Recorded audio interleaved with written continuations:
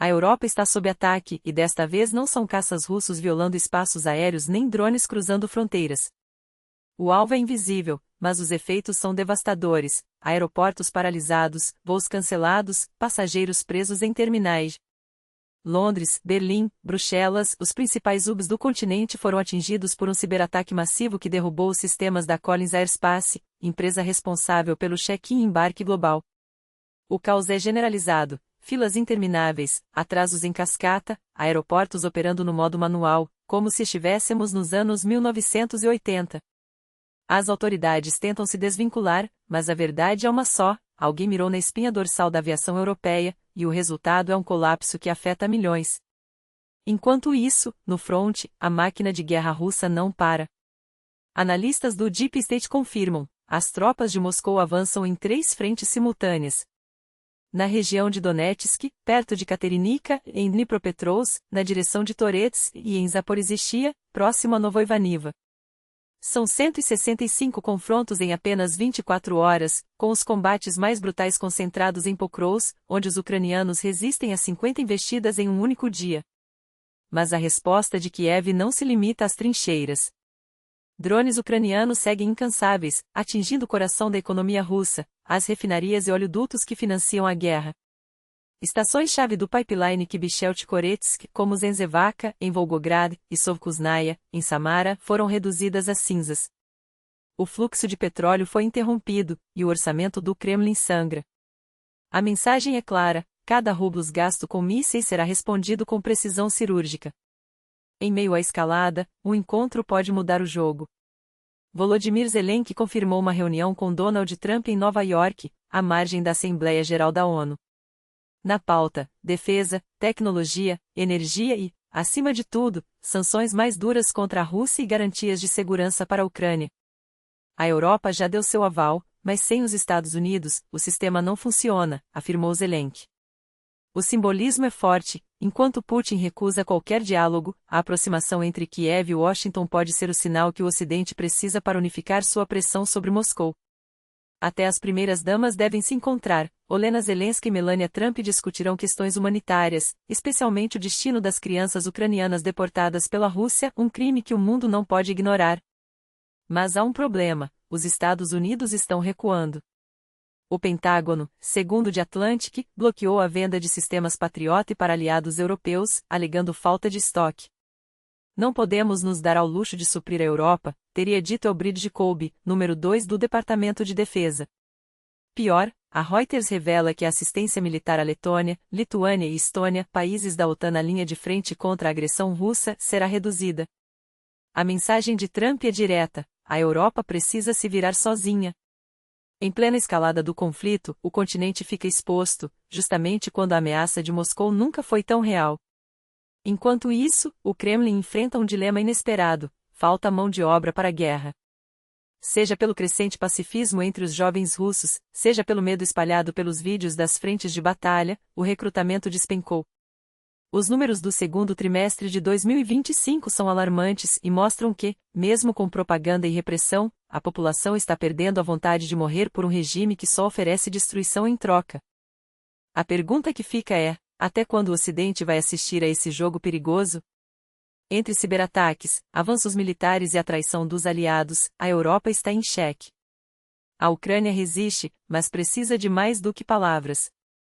E você, o que acha? Quem está por trás desses ataques? A história está sendo escrita agora e cada um de nós tem um papel nela. Não fique de fora. Apoie quem traz a verdade, porque em tempos de guerra, a informação é a última trincheira da liberdade. O Kremlin está desmoronando por dentro e os números não mentem. Quase 38 mil russos assinaram contratos com o Ministério da Defesa em 2024.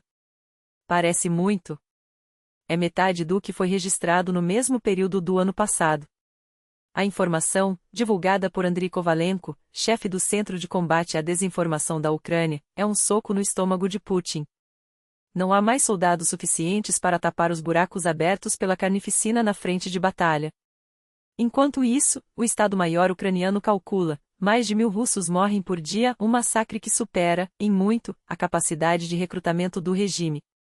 E aqui está a ironia cruel: enquanto Moscou exporta a morte em nome de um suposto mundo russo, dentro de suas próprias fronteiras, a língua que deveria unificar esse império está sendo esquecida.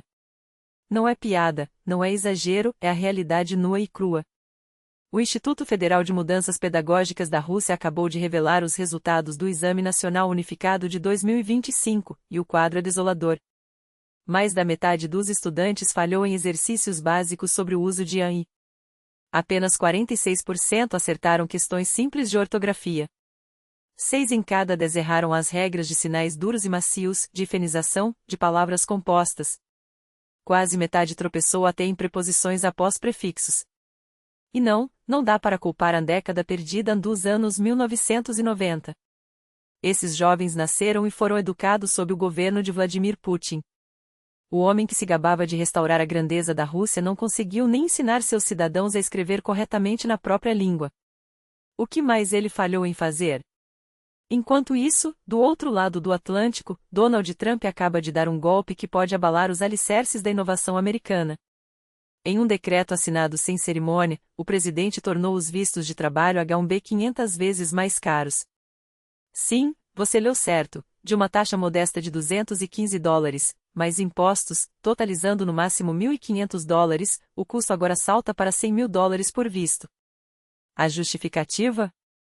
Proteger os trabalhadores americanos e garantir que só os verdadeiramente excepcionais sejam contratados. Na prática, isso significa o seguinte: gigantes da tecnologia como Google, Apple e Meta, que dependem desse programa para atrair cérebros globais, terão que escolher entre pagar uma fortuna ao governo ou desistir de contratar estrangeiros. E adivinhe? A segunda opção é muito mais provável. Se antes 65 mil vistos eram emitidos anualmente, mais 20 mil para graduados em universidades americanas, agora a conta não fecha. Por que investir $100.000 em um profissional estrangeiro quando você pode treinar um recém-formado em Stanford ou MIT pelo mesmo valor? Trump é claro: se você vai treinar alguém, que seja um americano. Pare de trazer pessoas para roubar nossos empregos. Soa patriótico, não é? Até você lembrar que o H-1B foi a porta de entrada para gênios como Elon Musk e Mike Krieger, cofundador do Instagram. Que mais de 80% desses vistos iam para indianos e chineses, justamente os profissionais que impulsionam a inovação nos Estados Unidos. Que, sem eles, o Vale do Silício poderia perder seu combustível. A Índia, aliás, já está rindo por último. Como disse um executivo de Bangalore, a América acabou de nos dar de presente nosso maior trunfo. Seus profissionais vão ficar aqui, impulsionando nossa economia até igualarmos ou superarmos os Estados Unidos. Será que, em nome de um nacionalismo mal calculado, os Estados Unidos estão cavando a própria cova tecnológica? A história não espera.